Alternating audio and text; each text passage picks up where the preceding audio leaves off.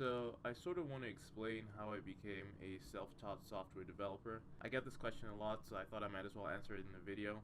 So, back in 2016, I was graduating Georgia Tech. This was my last year, and I guess that's sort of the time where most people start to think, hey, what am I going to do with my life?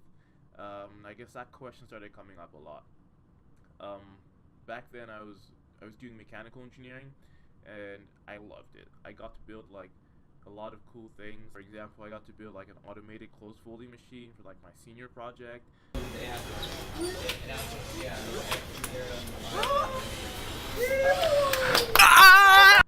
got to build like a robot to fight like against another one during a competition.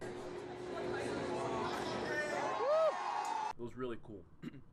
But mechanical engineering, I could take like I could make something, right? So say like this pair of glasses, which are fake by the way. I could design them and have someone or work for some company that makes glasses and have them sell it, and I could see other people wearing like the stuff I have or the stuff I designed or I made, and I could go, hey, that's really cool. These are that guy's wearing like something I made.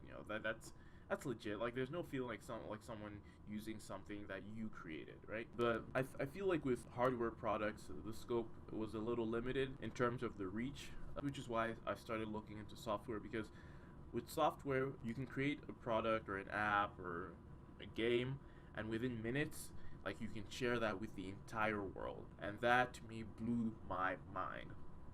So that's sort of what led me into software.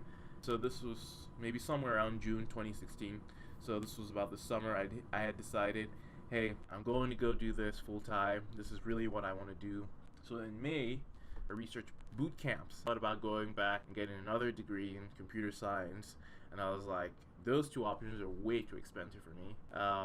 And I saw this like a community of people who were doing it by themselves. People who were self-taught. So I decided, hey, let me give this a try. I can do this on my own, or at least I can try to do it on my own, and see how far I get. The beginning was like literally the most intimidating part.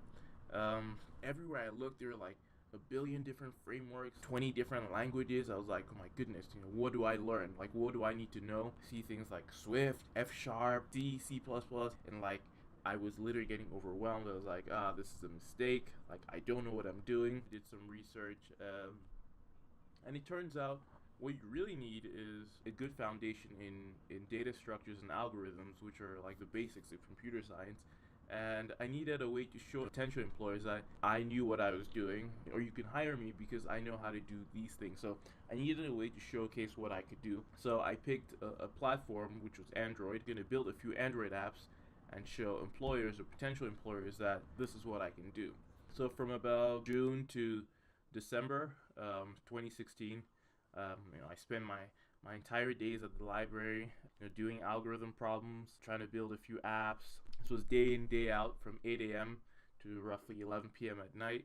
That's all I did with my time, which was crazy because all the time I was tired, I was stressed because I didn't have a job. Doing it by yourself, it's really hard to do it by yourself. It's not impossible, but it's definitely really challenging.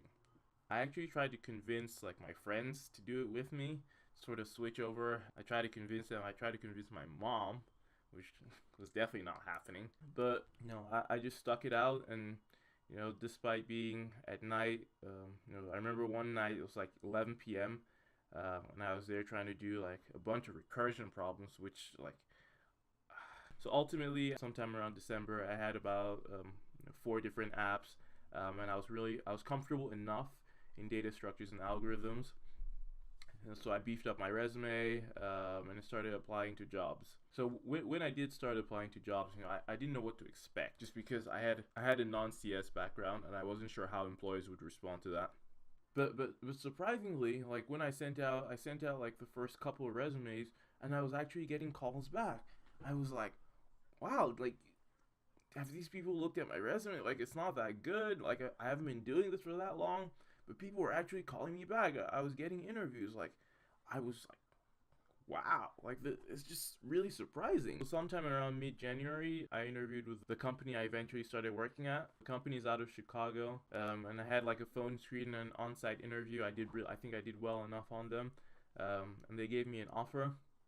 This was my first offer, and I was ecstatic. Like I was so happy with this. The offer was for 70K, and I was able to negotiate up to 80. And I was happy with it. I had built some apps. I was going to be working with some really cool people. And I was following my dreams, right? Like, this is what I wanted to do. Like, I spent the time, put some work in, and it eventually yielded results. So I was really happy with it. So to recap, I guess, pick a language or a platform and just go with that. If there are other things you need to learn, you're probably going to learn them along the way. Okay? And have a really solid background in data structures and algorithms. That's going to help you out a lot, especially during interviews. So that's it for this video. Hopefully I'm going to be making a lot more.